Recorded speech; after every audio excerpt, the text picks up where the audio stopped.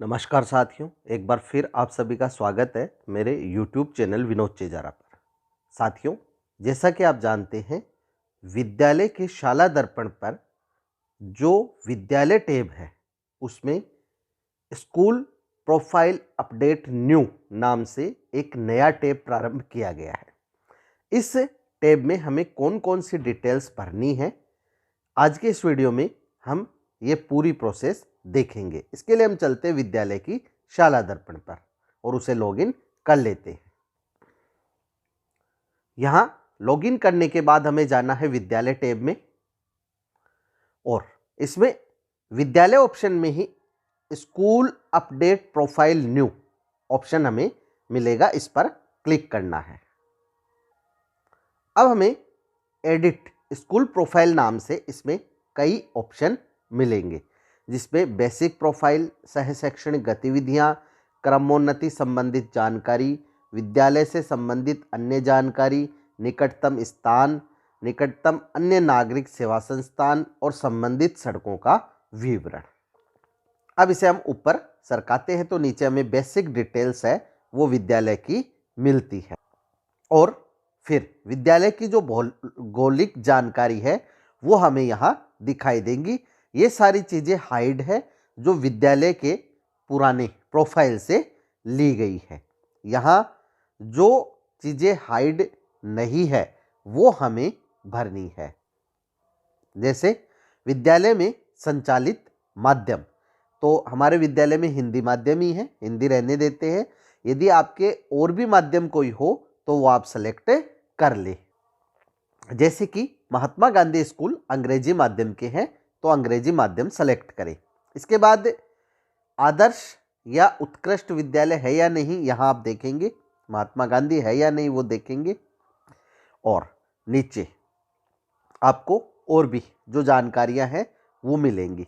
विद्यालय में कौन कौन सी भाषाएं जो हैं वो संचालित हो रही है, तृतीय भाषा। अगर यहाँ एक से अधिक पे टिक हो और आपके नहीं है तो टिक मार्क को हटा दे, जो भाषाएं संचालित हो रही है उन्हीं पे टिक मार्क रहने दे।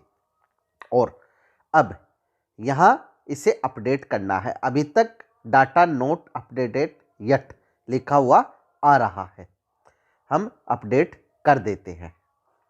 डाटा सेव्ड सक्सेसफुली हो गया है। अब हम चलते हैं दूसरे भाग पर और इसे ओपन करते हैं। यहाँ भी हमें विद्यालय की जो भौतिक जानकारी है वो मिलेगी।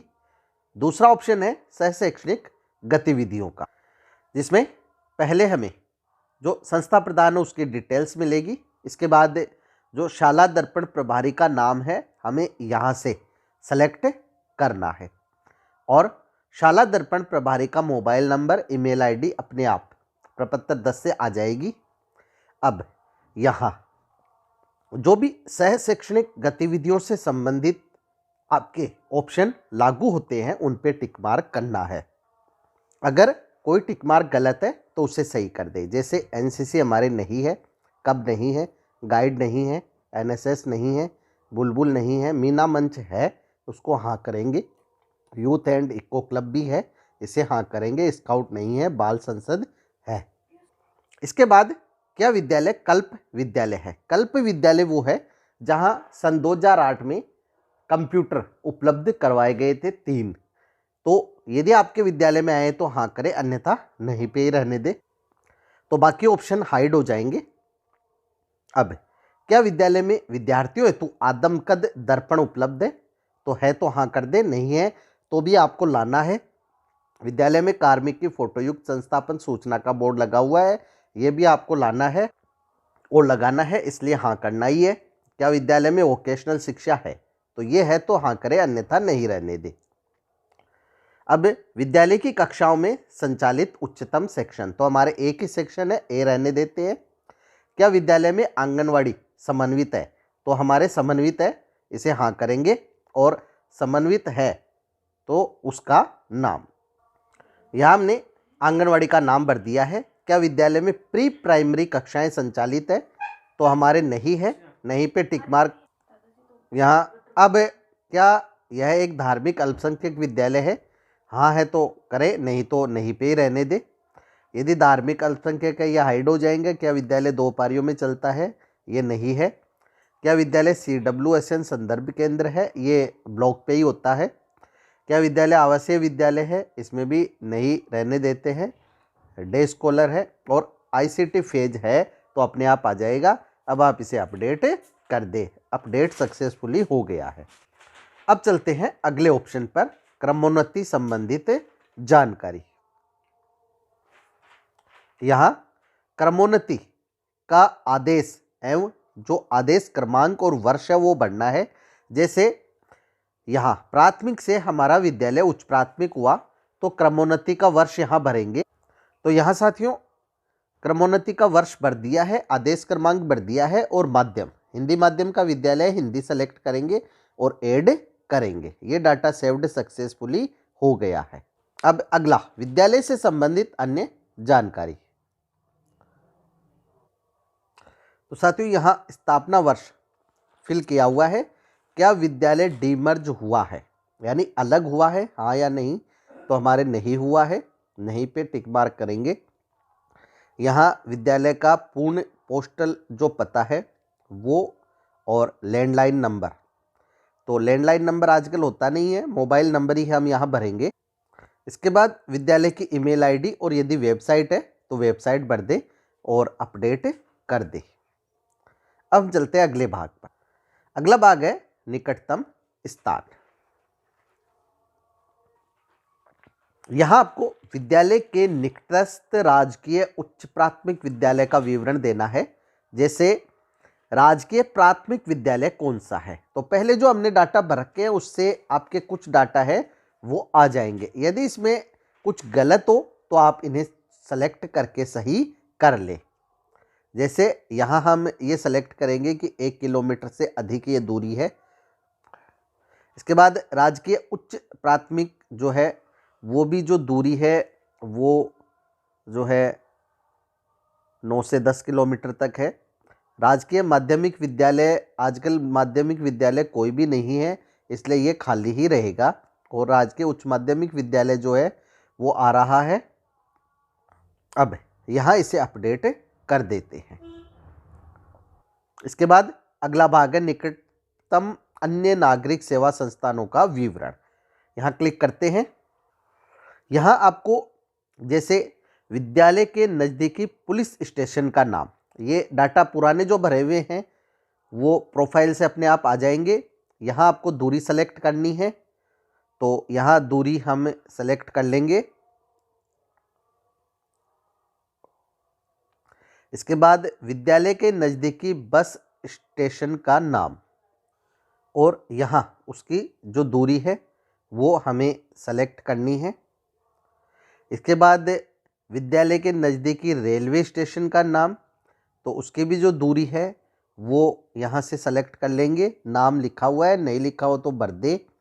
विद्यालय के नज़दीकी स्वास्थ्य केंद्र या उप स्वास्थ्य केंद्र का नाम, तो ये सही है दूरी। और विद्यालय की समीपस्थ राजीव गांधी सेवा केंद्र से दूरी, तो ये हम यहाँ से दूरी नहीं भरी हुई है तो दूरी भर देते हैं और अपडेट कर देते हैं। अब लास्ट ऑप्शन संबंधित सड़कों का विवरण।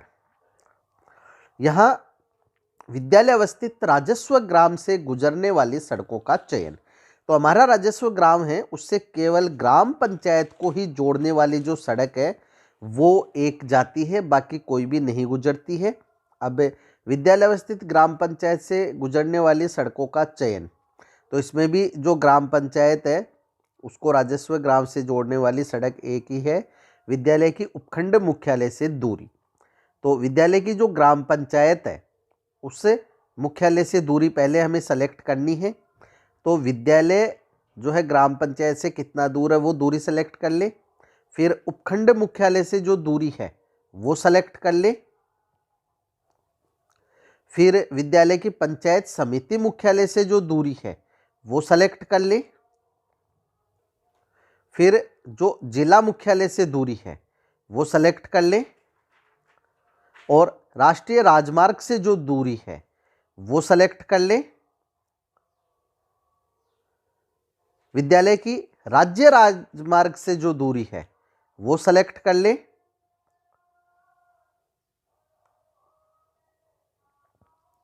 और लास्ट, विद्यालय की नगर पालिका या नगर निगम से जो दूरी है वो सेलेक्ट कर ले और इसको अब हम सबमिट कर देंगे। डाटा सेव्ड सक्सेसफुली हो गया है और सबमिट हो गया है। इस प्रकार से हमने जो सभी भाग है वो भर दिए हैं। यहाँ लिखा है डाटा नोट अपडेटेड येट। अब हम एक बार वापस इस टैब को ओपन करेंगे। यहाँ विद्यालय पे क्लिक करेंगे और अपडेट स्कूल प्रोफाइल को ओपन करेंगे तो हम देखते हैं वो जो डाटा नोट अपडेटेड येट लिखा हुआ आ रहा था वो अब हट गया है। लास्ट अपडेट हमने आज यहाँ कर दी है तो तारीख और दिनांक आ गई है।